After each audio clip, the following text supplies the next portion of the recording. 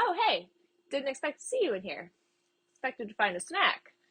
But since you're here and this fridge is fresh out of snacks, why don't we take a quick trip to the store and talk about product representation? Welcome to the grocery store.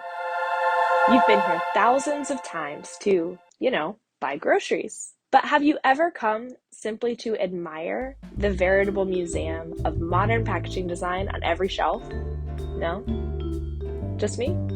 Well, today, we're here to talk about product representation. This means how products are represented on the packaging around them. Sometimes brands use photography. Other times they use illustration.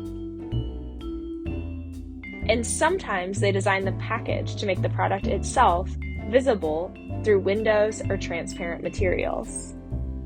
And sometimes they do all three, like this tortilla packaging. Check it out. Photography, illustration, product visibility, triple threat. Visibility can look a few ways. Hard products like this pasta tend to utilize windows in their boxes, whereas anything in a bottle can be in either opaque HDPE or transparent PET. Being able to see the product gives customers more confidence and makes the product inside feel more premium. Product photography tends to take the form of serving suggestion or some way making the food look prepared and hot and yummy. Photographs of actual ingredients in the product do a good job at romanticizing the product itself, and they conjure the feeling of a more natural production process.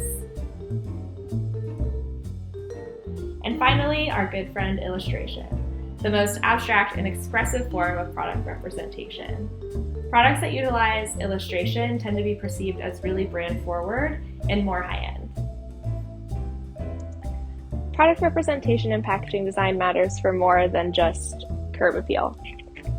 For instance, certain products, especially dairy, are packaged in opaque containers, which act as UV barriers and help extend shelf life. That is just one example of the many packaging requirements that designers use to help them choose which method of product representation makes sense.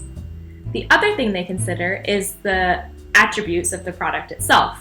For example, frozen vegetables like these peas and carrots probably are not going to be in a clear package because they just don't look that great. From there, it's all about communication. What are you communicating about your product and about your brand? Are you trying to communicate the pure simplicity of the product itself? Or are you trying to communicate its potential to create a warm breakfast? Is your brand more about simplicity, or is it more expressive and experiential?